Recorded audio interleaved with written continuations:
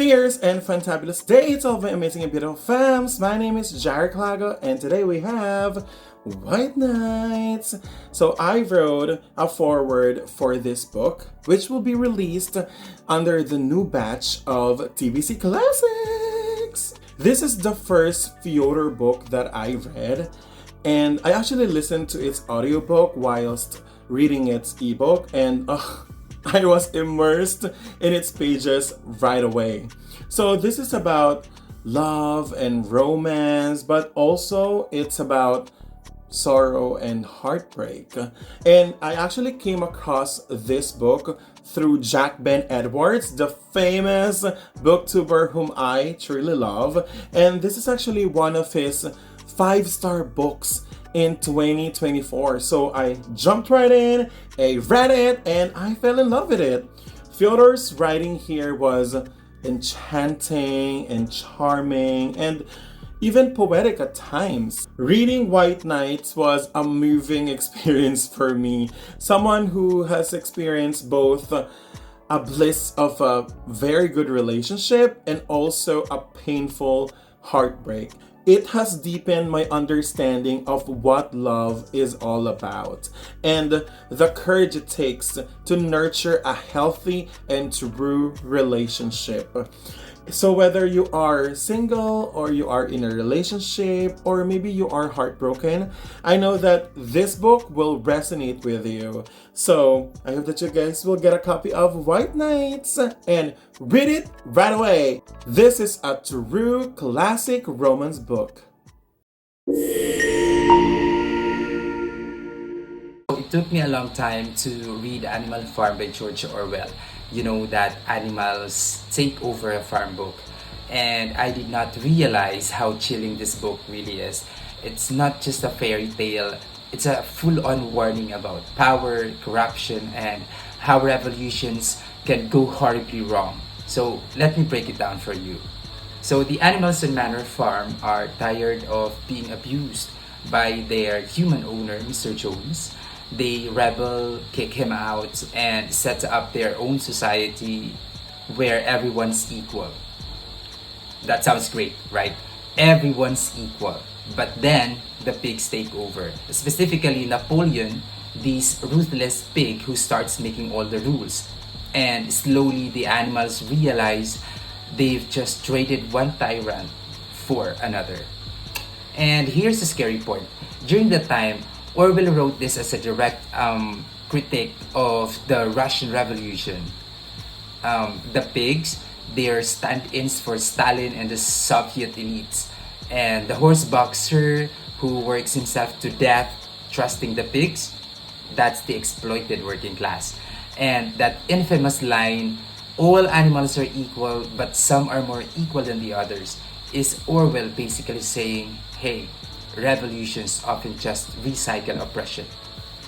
And I think this book is still relevant even up to this day because it's not just about the 1940s politics. It's about, it's not just about what happened in the past. It's about how power always corrupts. The way the pigs control the other animals, they rewrite history. Napoleon was always right. They use fear. Jones will come back if you don't obey. And they distract everyone with slogans: 4 legs, good, 2 legs, bad. I think Orwell's point is this. Always question your leaders. Always get involved. Because even the most well-meaning movements can turn toxic when people stop paying attention. And we have to pay attention. We have to be vigilant. And yeah, that's it. So here's some good news. TBC Publication is now publishing classic books, including Animal Farm by George Orwell. And it's gonna be available soon, so make sure to check out. Meron akong question na nabasa recently and talagang napaisip ako. Sabi nito, have you ever felt like you were born at the wrong time?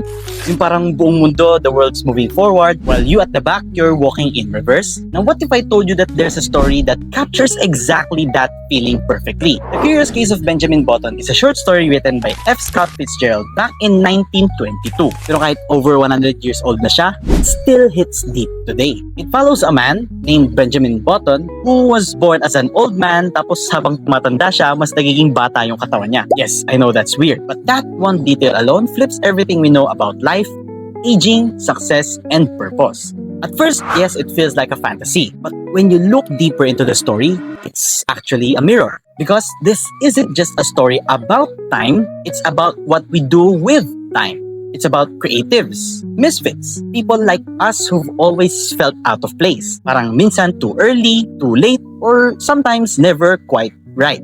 Honestly, when I read this, I didn't just see Benjamin. Instead, I actually saw myself. I saw every artist out there who've ever felt like they're swimming against the current. And here's the thing.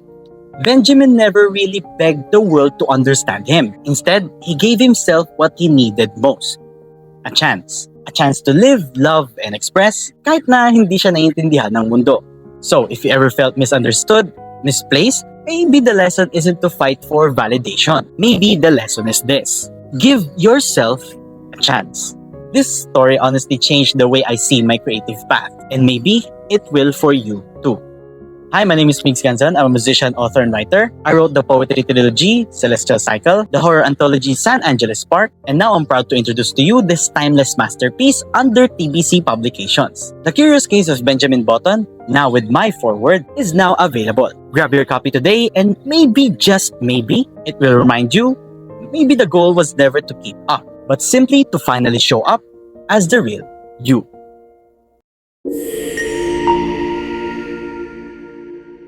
TBC Publications in the Philippines is beginning to publish classic fairy tales as well as other classic stories. I was asked to make a short video of why I enjoy classic fairy tales, and I was probably a good choice to do this because I have a small collection of fairy tales from many different places.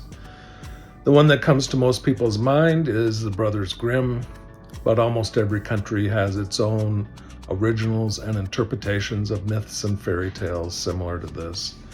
My collection includes the complete fairy tales of the Brothers Grimm, of course, but also Hans Christian Andersen's fairy tales, Norwegian folk tales, Joseph Jacobs' English fairy tales, Icelandic fairy tales, 2 different volumes of gay fairy tales, and The Children of Odin, which is a book of Northern European myths. When I travel, I look for books of fairy tales and myths. I have books from the Philippines, Iceland, Germany, France, and even though the stories are very different, they all are told with the same goal in mind, and that goal is to teach some value or some sort of lesson to the reader. Often the audience is assumed to be children, but the truth is most of these stories are meant to be learning tools for us all. Take, for example, the story of Little Red Riding Hood. What's it really about? Someone who talks to people their parents have warned them against, for instance. Talking to and even pointing out the way to grandmother's house.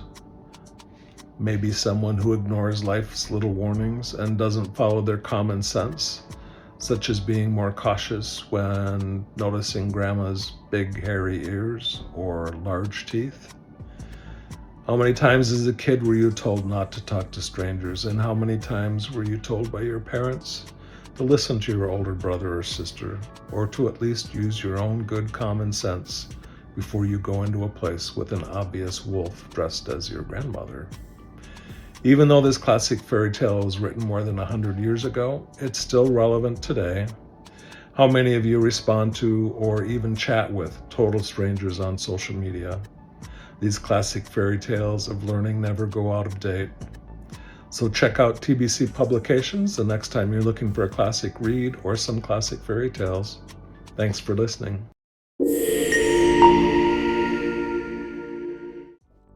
More than a century and a half after its publication, A Christmas Carol remains one of the most beloved stories in the English language.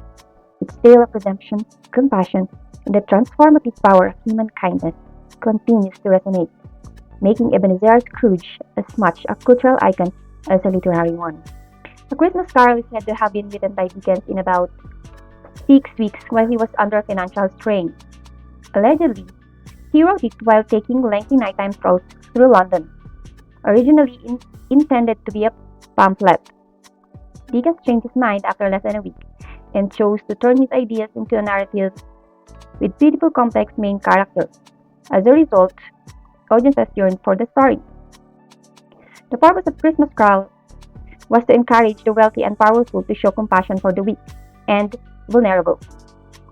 It was also claimed that the novella is byproduct of a specific historical period, with its author intending to comment on a particular issues of the time. The purpose of them using tongue-in-cheek allusions in A Christmas Carol is to address any misconceptions the reader may have about the ghost story. Dickens also made a note on the book that it is a ghostly little book, hinting at the spooky tale that will follow.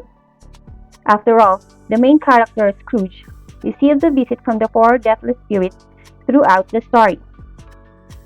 Although the story itself might be a little terrifying, the scary parts were employed for amusement. Dickens underlined that the ghosts in the narrative should not be feared because their function is to convey a lesson about humanity. His mission was to spread awareness about humanity and the way society treats the less fortunate. Dickens didn't want his readers to be upset. Instead, he wanted them to learn something from reading this novella, while still being entertained. Additionally, he hopes that it will be engaging enough and not too frightening so that his readers can finish and enjoy the story.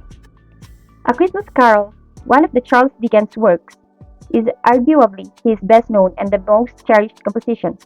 This well-known tale revives each Christmas season, and we learn why so many people like its message and lesson. Thank you.